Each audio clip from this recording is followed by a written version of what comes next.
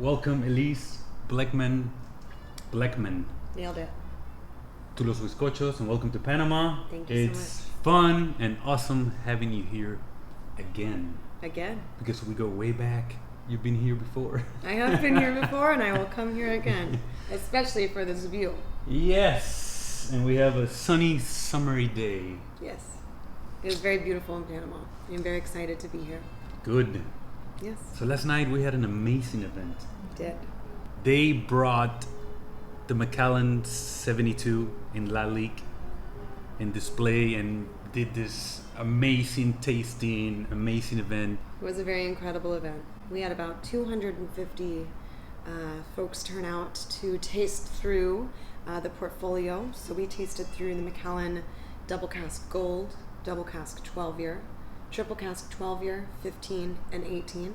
They were paired beautifully with chocolate, different types of chocolates. So if the ganache or the bonbon or what have you was filled with complementary flavor profiles, something that would complement or contrast the different expressions of whiskey, which was a really fun, interactive way to get folks to understand how in-depth and how complex our whiskeys can be, especially through the range. And then, yes, I got to join on the stage to unveil, quite literally, pull a sheet off from the 72 Lalique, which is the only bottle that we will see in Latin America, one of only 600 that was released globally. And it was an absolute privilege and pleasure to even be in the room with it. And potentially it's... Take a picture, you know? Yeah. You guys were open about people getting up there and yes. taking pictures. Well, if you're breaking by it, that's easy to sell. Yes. Lucky. So yeah, it was incredible just to be in the space and see such a unique whiskey, obviously, but the design itself, the decanter, the Genesis decanter is what we call it. It's essentially an extension of the partnership that we see through the Masters series with Lalique Cristal, which is the world's best crystal. And what happens when you make the world's best whiskey? Naturally, you would place it in a decanter of the world's best crystal. So it was just incredible to see this beautiful form. It really truly was sort of this collaboration of masters from architecture and design and obviously whiskey making come together and create something visually and aesthetically so pleasing. So we are among the few and lucky. And I was there and it was very nice. Very nice. We had a lot of people, especially in Instagram, through the stories. Mm-hmm. Just all the comments. All of it. People wanted to be there. And that's wonderful, right? And we were fortunate. Gonzalo, who is my counterpart, my ambassador from Argentina, he handles this region as well. See Gonzalo. He actually did a live stream of it, which he was able to capture and hold on his Instagram handle, which is at Macallan Gonzalo. So if you would like to tune in and see the recap, you can look at that. We also did some hashtag Macallan moments. So anything that has been just recently tagged will show up there. And then my handle is at Macallan Elyse, and my other counterpart from Puerto Rico, Alexandra, hers is at themacallan.alexandra. So follow us, see what we were up to, see what we're going to be doing in Panama City. We know you started bartending. Yes.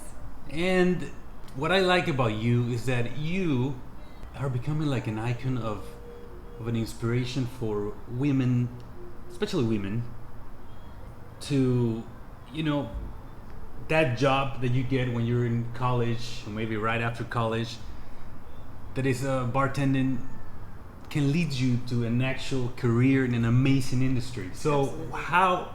When was the tipping point when you realized, wait, this is not just a night job here at the bar. This could be a life.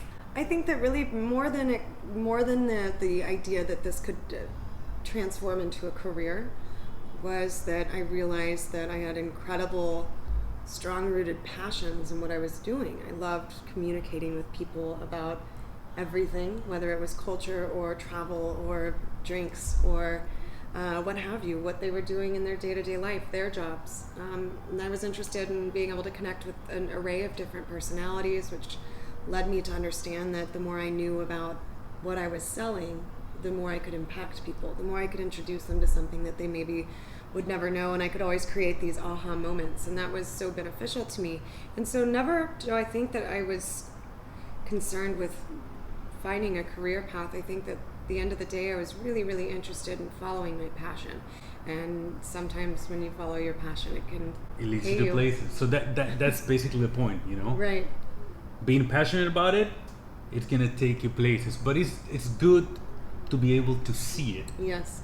You know, and you're a perfect example of that in this industry. Yeah, it's difficult, like you mentioned before, is it's sort of a job that you get while you're doing other things, whether you're going to school, and we need as a community of people that benefit firsthand from those individuals in those jobs. I mean, they're the party starters, they're the facilitators of safe spaces and great times.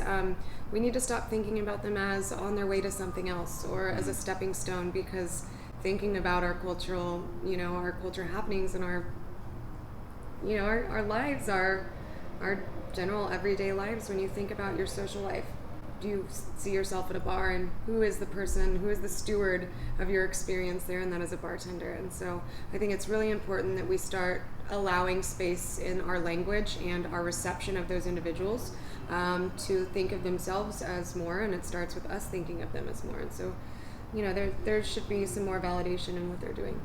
The whole bartender versus mixology. Sure. The mixology thing versus the bartender. You're talking about something integral, which is the bartender, and it's about people. It's about moments, not just about creating a perfect recipe. No, and I think that's key of saying the moment.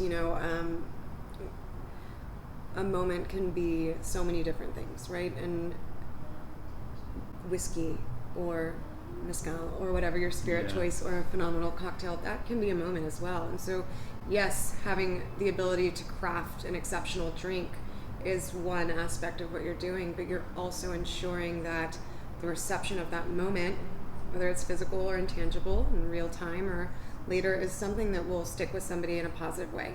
It's a responsibility. Bartenders are ambassadors themselves, right? They're ambassadors for the place in which they work, for the spirits in which they're serving, the cocktails in which they're creating, but really for their communities, and they're pillars of their communities. So I'm fortunate to be from those roots and to come from that place. I think that it gives me a different perspective when I'm working with, whiskeys such as Macallan.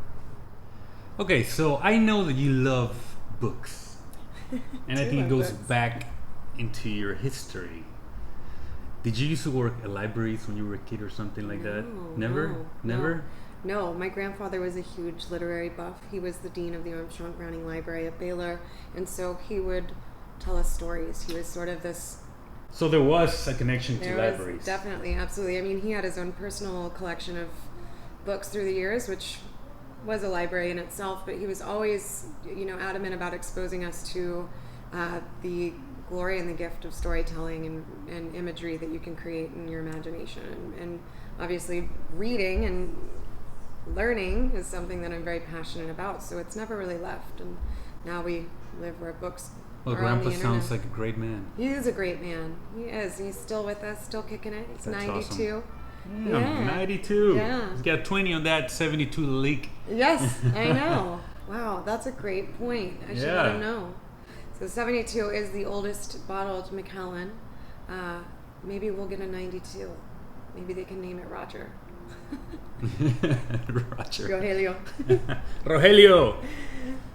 Okay, so any books you would recommend for this specific theme, industry, drinks, spirits, anything that you've read that changed your... Yes, absolutely. Probably 3 for everybody. 1, if you're interested in hospitality and interacting with hosting, Setting the Table by Danny Meyer is phenomenal. It's sort of where I kind of derive the meaning of hospitality. He says in one of the first chapters that we as people have expectations socially, right, for hospitality. How are we going to be received and hosted? And it all stems from our first moments of life. The first things that we are given is food and love, affection, clothing.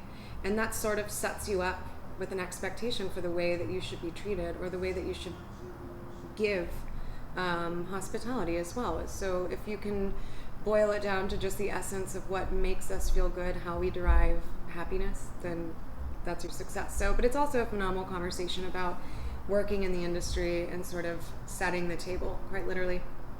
If you're interested in sort of the business aspects or the business scopes of spirits, I would suggest a friend of mine, Noah Rothbaum, who wrote a phenomenal book called The Spirits of Business. And that is a great read for data and sort of more of the logistics and metrics of what's going on with this as an industry. It's so interesting that we think about booze is a fun thing, but yeah, quite literally, it's a massive behemoth of an industry, and it's a phenomenal one that we all depend on for all sorts of good times. But yeah, that's a great one. And then I'd probably say most recently, one that's kind of really changed our access to a more refined conversation as bartenders. I would say it would be the Death and Company book, which was released by Devin Tarby and her cohorts as well, but Dave Kaplan and Alex Day, and they created from start to finish a phenomenal, quite literally a kind of an index or a codex for tools that you're using, processes that you would be experimenting with for creation and execution of cocktails, all the way through classic recipes, all the way through neoclassic recipes. So a very interesting sort of span of conversation, but it's also accessible, and it's written and worded in a way that most people can understand. So you don't necessarily need to be an expert bartender. Okay. Yeah. So we got 3 books. I'm going to have to read them because I don't know them. That's okay. I can get you a copy. You heard it? Yeah. That's a promise now. Yep. Because it's been recorded. That's true. If the recording exists forever, like they should. Once it's on the internet, it's official. You get a copy. So you're a big advocate of this human terroir. Yes. Even in drinks. Yes. I love that you said that, right? We think about terroir, especially because we only hear that word when we're listening to people talk about wine mostly. And it's the essence of the soil in a particular region that gives character to the agricultural elements in which we make things from. But there is a human aspect of terroir. There's a biological terroir, and then there's a human aspect of terroir, and that is the anthropology, the people and the place and the time in which products were created, or I would rather say sort of cultural aspects were developed, right? Rituals and domestication of necessity, and that's sort of what's really turns me on most about the spirits industry and hospitality is it's always a constant fiber that's woven through us as people and in a particular place and time. So the human aspect of terroir is... It's part of it. It's not just the soil and the air and the humidity. No. I mean, what about, what about the person that touched and created that thing, and how did they impart a personality onto it? And I love to think about spirits in sort of a personified way. You think and talk about things like they're people, you come to interact and love them differently. And so I try to implement a little bit of that into, my interaction with spirits or with cocktails. So if we apply this to the Macallan, yes, and I will bring an example. Later on tonight, we're going to be having an amazing tasting, and one of those bottles will be the Macallan M. Yes. Which, if I'm not mistaken, it has whiskeys from the 40s till the 90s. Yes. So how many generations actually worked on these barrels? So many, and so many still today. And really what we can say from the M, and it's comprised of just 7 casks, like you mentioned, dating from the 40s to the 90s. But it's very much a conversation about the timeline of the Macallan's history and whiskey history making of the story. world. Global Parallel. history, right? Because what was happening in the 40s? We had global war, right? And what happens when we have war? Our tools and our essentially everything that we have goes to a war effort, right? So what happens to our materials that are necessary for the whiskey making process, such as lumber or coal? We're using those to malt our barley. In that absence, because we've given them to the war effort, we at Macallan, for one of the few times, peated our malt.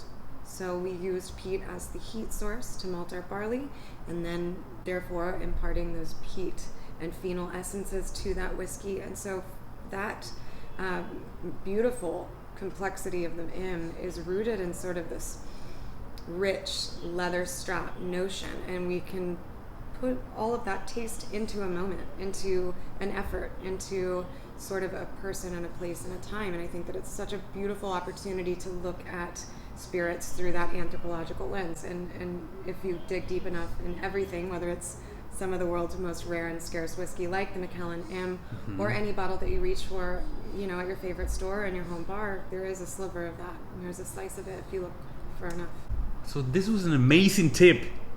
The Macallan did some peated whiskey during the 40s. Yes. Due to what was happening at the time. So I know that you've been in the Kentucky Bourbon Trail, right? I have.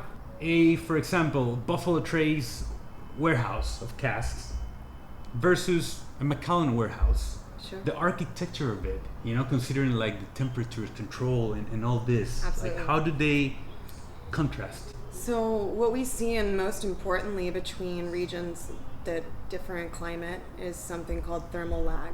Thermal lag is essentially the heat and the variation between hot and cold through seasons. And so that affects barrels, because if we think about wood, it is a living, breathing species.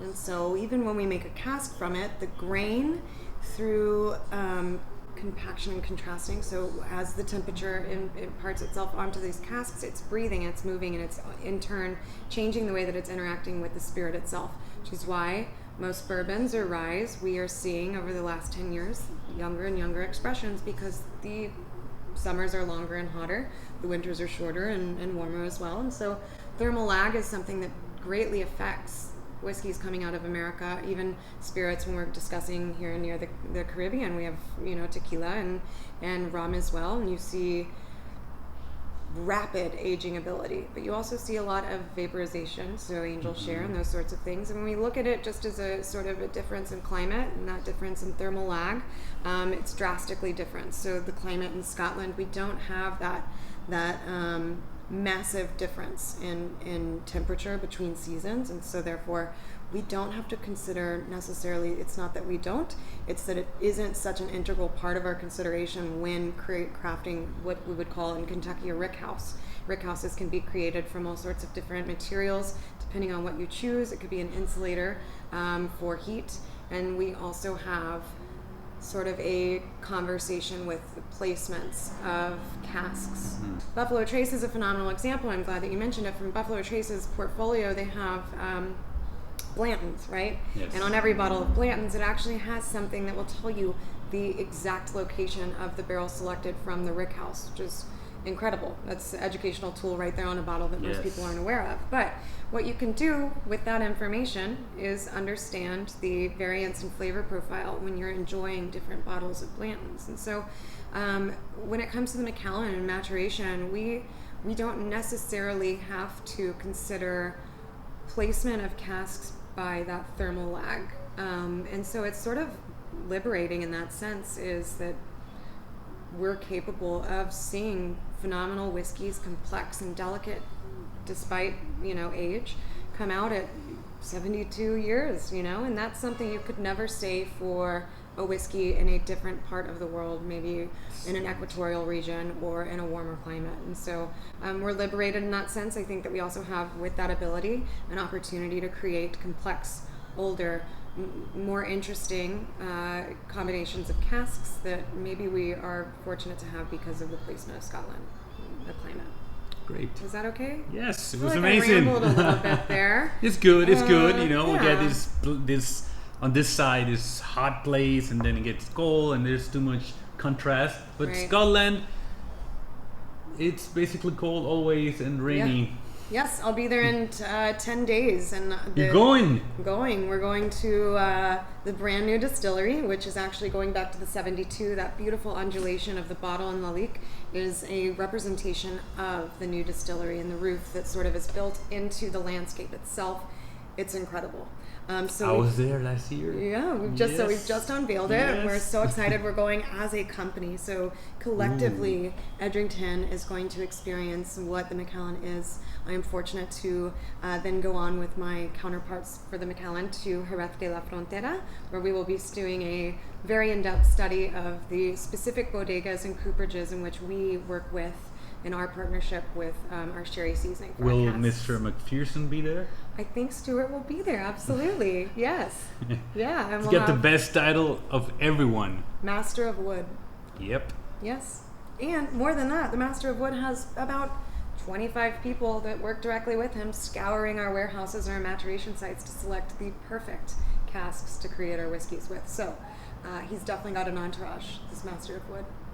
I'm going to talk about our casks for a few minutes, and everybody bear with me. This is a very intricate sort of process, and it's a lot of fun to unpack and to allow everyone to discover, because it's something that we, as people that imbibe whiskeys, we know the Macallan. The Macallan is well known for many reasons, but the processes and the production methods that we care for and we are so proud of aren't often discussed, and so these are phenomenal opportunities. Yes. So please let me.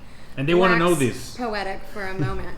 And so what we do and what we predominantly see in the flavor profiles that you all love about the Macallan come from sherry seasoned oak casks. Mainly we're using American oak and European oak. And those two different oak species definitely give and derive different flavor profiles and complexities when we talk about maturation. So in conjunction with one another and in different sorts of combinations, we see flavor profiles appear in our whiskey range, and that all comes from our casks. 100% of your color and about 80% of the flavor profile is completely natural with the Macallan. Very proud to say so. It is not illegal to add caramel colorant. So for consistency purpose, that is a skill in itself. But really what it is it's a transparent opportunity for you all to identify visually which expressions you enjoy more by their color range, right? Because with color comes flavor. So back to our wood casks. That's sort of the end conversation. The very beginning conversation is that we source, again, American oak and European oak. Our American oak is coming from the Ozarks, and our European oak is coming from basically the north of Spain and the south of France. So we wouldn't call it limousine or a specific type of European oak. What we're doing is we're harvesting full lumber, and that lumber is then shipped to Jerez de la Frontera, world famous sherry producing region in Spain, which is where I will be going next week, which is where I will hopefully be interacting with our master. I want to go. You can come with me. You just have to go. Just to get there. Maybe if you purchase that 72. Oh, of course. Just kidding. No, if you get there, we'll go. Or I'll just, I'll video log it and share it with you directly. All right. You'll be there in spirit. That'll do. You'll be there in spirit. So just as we will find our way to Jerez, these full lumber wood pieces get there. So American oak and European oak. We know about oak being very different in species. That grain is very different, so they interact with the whiskey differently, going back to the imparting of flavor and color.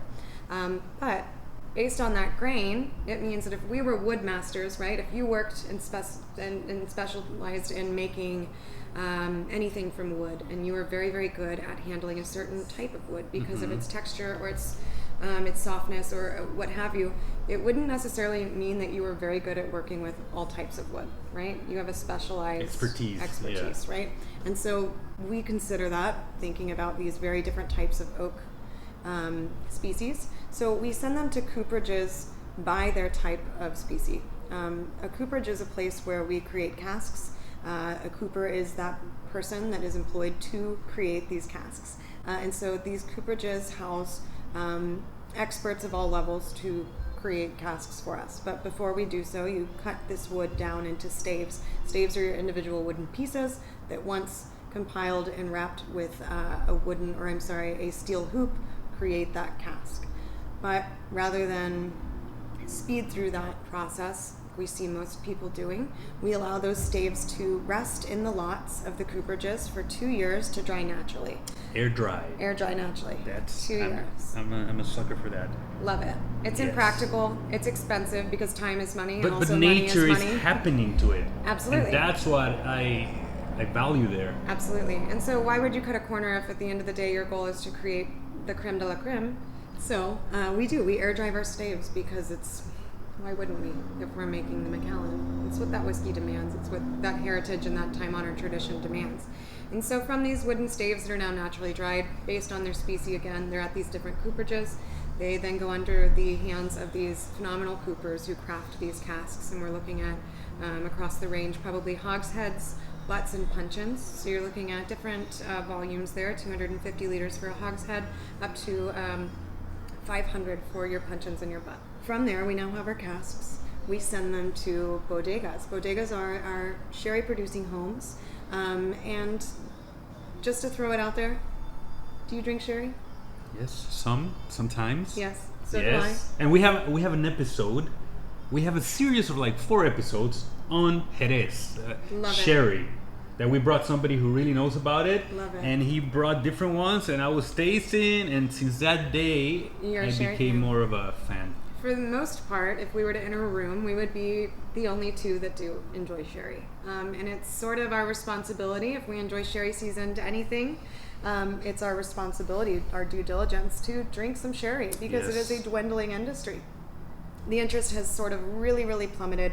The consumption globally is at an all-time low, and so we sort of owe it to ourselves and owe it to the things that we love to drink some sherry. So I implore you to go drink some sherry. I really enjoy Palo Cortado.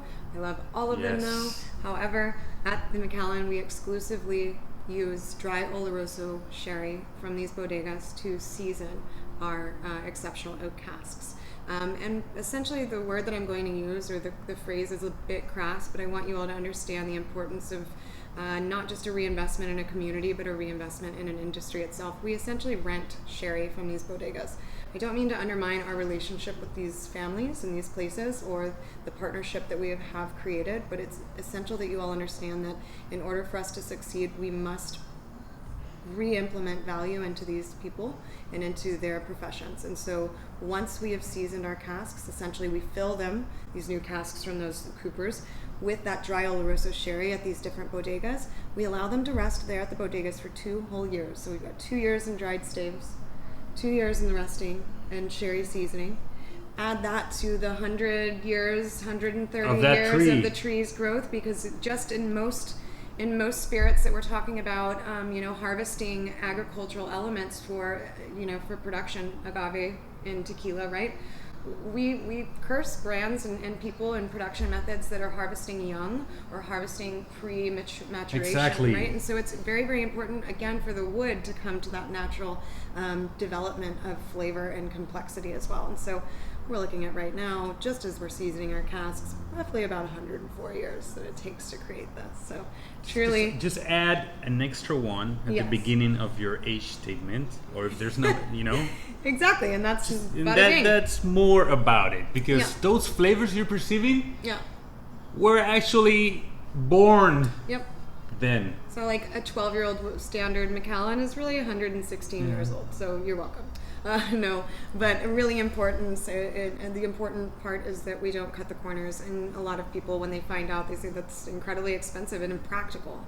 Well, in order to do things tried and true in the way that we would like to since 1824, I mean, once we started and realized that we were committed to a certain level of standard, we cannot change, no matter what. And it's a beautiful time to be alive. Technology is an incredible thing that we've seen advance in our lifetime to almost places where I would never have expected. But you can't cheat the good stuff. And so from there, we've rented this sherry. We actually take the sherry out of these new seasoned casks and we give it back to the bodegas, remembering that rental, because this allows them to then take that sherry and throw it back into maybe a Solera system or create a table sherry or a cooking sherry, but whatever it is, we want to add value back into that. I want to get one of those. I would like that too. Because maybe I'll keep my eyes peeled. I'll get us some. Yes. Great. Because you know what? A sherry wine that has the wood from all this we're talking about. Right? Macallan's sherry. Yes, it's Macallan's sherry. Yes. Yeah, and it's essentially the DNA, the backbone, the infrastructure of what is going to make our whiskey unlike any other. And it's sort of a time-honored tradition, and we coddle it and we care for it, and we spend 10 times the industry standard doing it, and that is a point of pride. because if you want something to be perfect, then you have to be willing to do what it takes to create it. And so from there, we empty that sherry back out. We give it back to those bodegas and those families and that industry that we love so much, and we ship these full casks about 5,000 miles north to Scotland by sea. And so they end up at the Macallan distillery, and voila, we fill it with our new make spirit, and that is just the beginning. It's amazing. It is. Okay, we spoke about tonight's tasting. Yes. Amazing tasting. Incredible. But before that, you have another tasting. I do. We will be hosting about 25 women from Panama City who are movers and shakers of sorts, whether it is a level or a status in their professional lives, CEOs, what have you, or whether they are just, forward-thinking, sort of game-changing, landscape-changing women that maybe have a loud voice in their community or act as sort of a pillar of influence. And so we've invited them to join us for the afternoon and discuss everything about what makes the Macallan so special, all the way to what makes them so special. So it's going to be a really interesting sort of connection between two beautiful and complex different things. This is a moment where I'm going to ask you to share a recipe for a Macallan cocktail for all these women that are watching, specifically from this type of countries with this weather. Yes. The warmer places. Yes. The humid places. Yes. We want to drink something on a patio or by a poolside, and it's very hard for us to consider whiskeys or single malt whiskeys being on anything, a Glencairn. right? And so I want to drink Macallan, and I want to drink it how and when I would like. And what better way than in a cocktail? And so I would suggest to anyone listening at home, phenomenal, easy drinking, refreshing, flavorful cocktail with the Macallan. I would select probably the Macallan Double Cask Gold, which is not age dated, but it does have a really, really rich American oak driven complexity and flavor profile, but it's very, very versatile, which means it blends well into cocktails. So I would say start with 1.5 ounces of Macallan Gold. You're going to add some fresh squeezed lemon juice, and that is going to be 3/4 ounces, and some simple syrup. If you're making this at home, I would suggest 1 part sugar to 1 part water. Bring it up to heat to fall into solution, but do not boil it. And once you have that syrup, we're going to add 1/2 ounce to that. So we have 1.5 ounces of our gold, we have 3/4 ounces fresh squeezed lemon juice, and we have 1/2 ounce of that sugar syrup. From there, you're going to add ice to your shaking vessel, and you're going to shake it until you can feel the weight of it changing. This is the dilution that we generally look for with cocktail making, whether you're stirring it or shaking it. It's also going to add a really nice froth.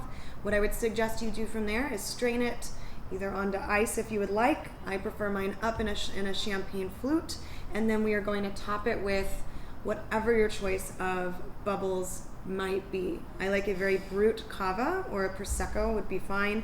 If you want champagne, no better way to celebrate than that. Yes. But just make sure that based on what you enjoy as a level of sweetness, you are considering that there's some sugar in that wine as well. So I like to go for a brut. It's going to give a really, really nice, refreshing sort of flavor profile to that. And if you aren't a fan, I don't know. Be creative. You now have the tools that you might need. You have an understanding of cocktail history. I've talked about books. You've talked about books. We also have these great things called our cell phones and the internet. Mm-hmm. There are recipes abounty. And when you're considering making something with the Macallan, another good fun fact is to consider that if you like aged spirits, whether it's a dark rum or a reposado tequila or a cognac as well, there's a flavor profile that's a common denominator there, and that is your oaken maturation. So I'd say get creative and maybe take your favorite rum cocktail and put a whiskey in it. Put the Macallan in it and see what happens. You heard it here. I'm getting so thirsty. Oh man, and look at that. I know. You have the perfect environment for it, you know? We need it. Okay, so wrapping this up, yesterday we were speaking about 2 amazing women that you met during your trips. Elizabeth O'Neill and Emiko Kaji. Yes. So I want you to tell us a little bit about them because people should know. Yes.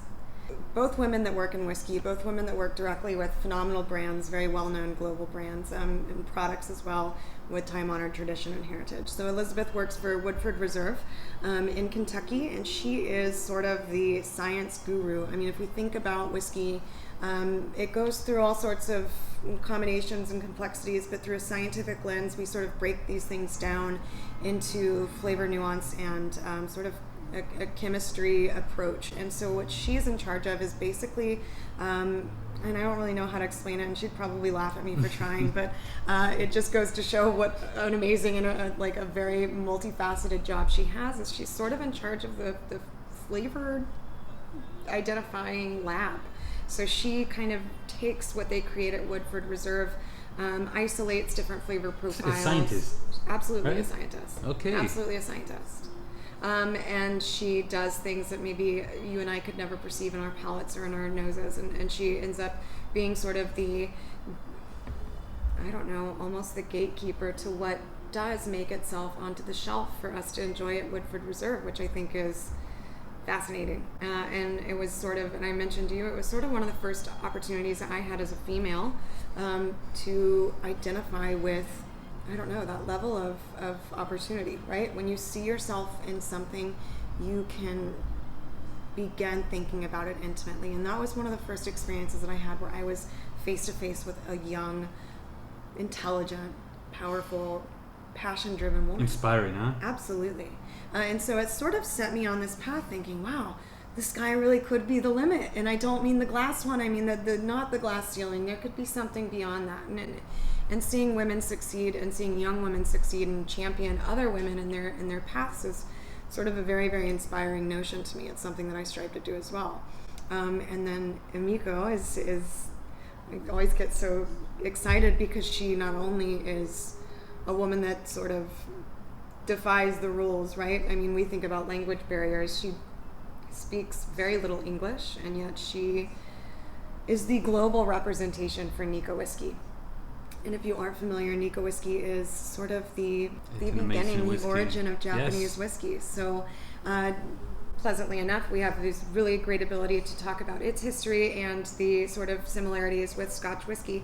Nikka is my favorite because of its range and its heritage and its history and the anthropology behind it. And there's two main distilleries. So not only is Emiko this sort of global representation, she's incredibly intelligent. She understands what we were talking about, thermal lag, in a very, very, very, very fun and very intimate application. She is a phenomenal professional. She can speak on not only a company that has this time-honored tradition and practice, but she can speak about different types of whiskeys fluidly and beyond language barrier. And I think that seeing a woman like her who is not afraid to come into foreign markets and to share the story that she is, passionate about carrying, despite her ability to do so in language, because I think it goes back to my ideas that sure, we always like to say there's these international languages. It might be love, but yeah, it's definitely love, and it doesn't necessarily need to be romantic. It just has to be passion.